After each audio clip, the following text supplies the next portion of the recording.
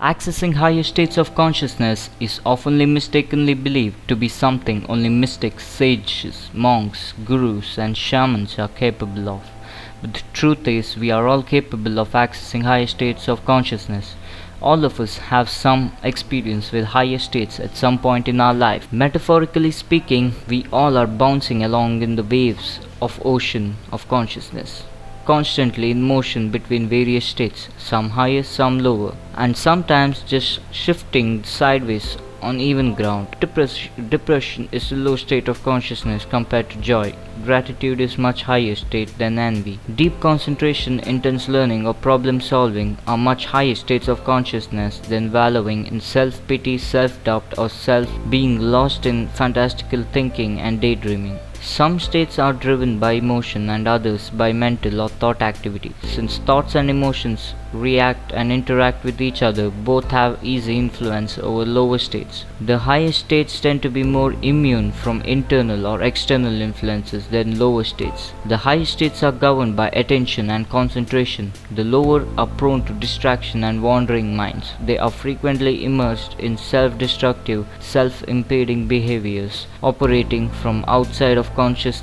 awareness, by subconsciously driven by ego. The states of consciousness that the mystics, sages, monks, gurus, and shamans refer to are the upper end of our consciousness spectrum.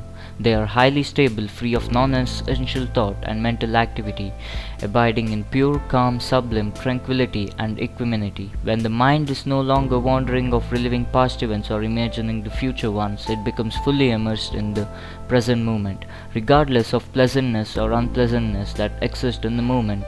This mind is free from habit of passing judgments on everything, instead simply observing from a place of detachment.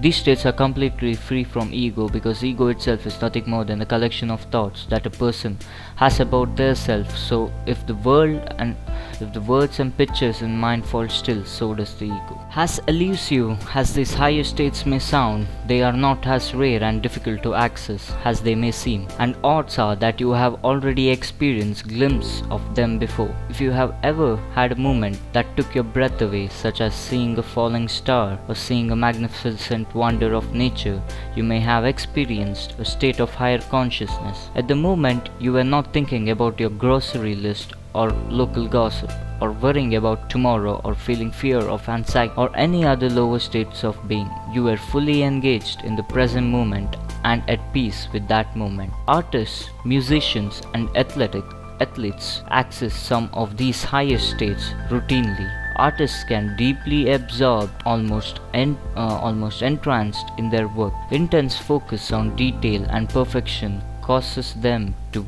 become so deeply connected with their artwork, and nothing else exists at the moment. Creativity is a high state of consciousness, and creative is a manifestation of inspiration. Merriam-Webster defines inspiration as a divine influence or action on a person believed to qualify him or her to receive and communicate sacred revelation. The action or the power of moving the intellect or emotions. The origin of the word inspiration is in spirit, from Latin word inspirare, which is in turn from inspirare, which means to breathe. It's not hard to see that the connection between spirituality, breath meditation, and higher states of consciousness. Musicians not only rely on creativity but must also have strong intense focus and concentration while engaged in their craft. If they allow their mind to wander off into a daydream, they can quickly lose concentration and drop their rhythm, or miss a note, and their music will be negative impact. Athletes who are always looking for competitive edge have come to recognize a phenomenon they call being in the zone. Defines in the zone has a mental state of focused concentration on the performance of an activity, in which one dissociates oneself from distracting or irrelevant aspects of one's environment. What this translates to is being fully immersed in the present moment without the distractions of a wandering mind. Meditation and mindfulness have become routine practice for many athletes who want to learn to stay in the zone. Common to all these higher states, the creativity of the artist,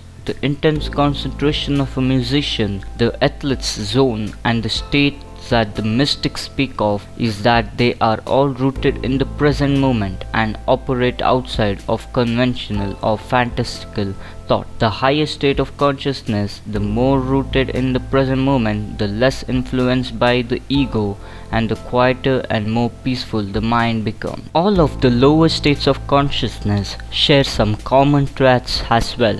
They are ego driven, disconnected from reality in varying degrees, and the mind is almost continually being engaged in endless loops of mental chatter and monkey mind theatrics. The lower the state, the greater the disconnect from reality and the bigger the ego.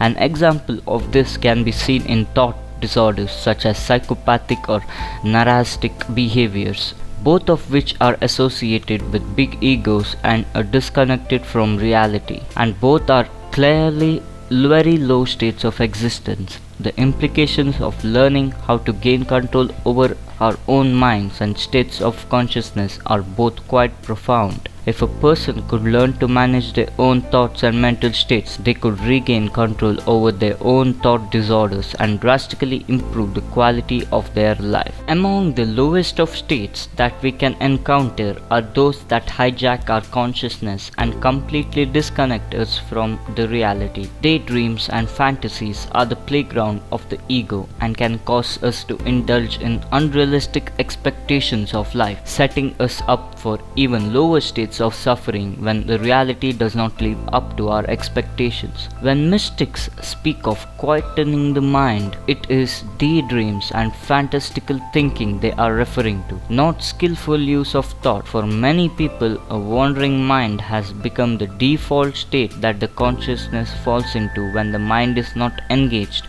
in intentional, purposeful activity. Putting the brakes on fantastical thinking leads to an end to our self-created mental suffering and allows the mind to migrate toward resting silently whenever it is not being intentionally put to skillful use. Bridging between higher and lower realms of consciousness are states that involve using imagination and conventional thought, words and pictures in the mind, but are rooted in the present moment and used for skillful purpose such as problem solving, learning, concentration, deep listening, and includes any states that are free from ego. What mystics teach are various methods of focusing our concentration and attention inwards or into ourselves with the intention of understanding our own mind for the purpose of mental self-healing. From this simple activity, we can learn to recognize and consciously shift away from self-harming, self-defeating, and self-limiting states and gravitate towards the higher ones. They teach us the methods of honing concentration and awareness through practices like samadhi meditation and training the mind to stabilize and not constantly wander off aimlessly. Concentration and attention put the mind into learning mode. Every student has heard the teacher exclaim, "Pay attention or you will never learn anything." Practices like vipassana meditation consciously engage the mind in the activity of simply paying attention to itself or oneself. This is done for the purpose of learning more about ourselves and uncovering the real cause of lower states of consciousness and self-created suffering, and then developing the mental skills that allow us to consciously choose to let go of, disengage from any mental activity that is not serving in the best interest to ourselves or of the other. Through simple non-judgmental observation of our mental activity, we can start to notice how thoughts, emotions influence each other, ultimately influencing our actions, reactions and interactions with the world around us.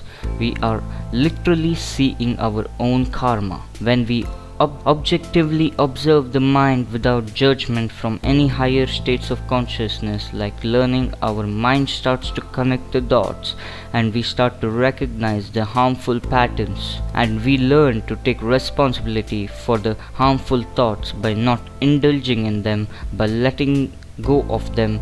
We are giving them any of our energy. When we indulge in thoughts pattern, we are feeding them with our energy, and they will keep coming back for more repetitive loops that can quickly spiral out of control. When we stop feeding them, they wither and die off. We are signaling the mind, and these thoughts are not important enough to waste energy on, which starts to break down to feedback loops and lower states of repetitive monkey mind.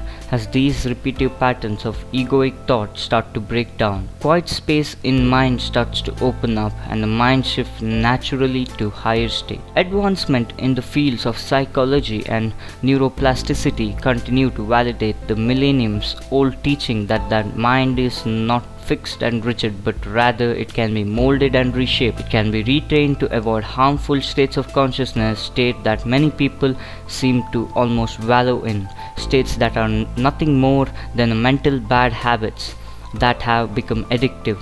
Like any bad habits, breaking it starts with bringing awareness to the problem, recognizing when it occurs and letting it go, redirecting consciousness to some other activity that is rooted in the presence, such as mindfulness or watching the breath.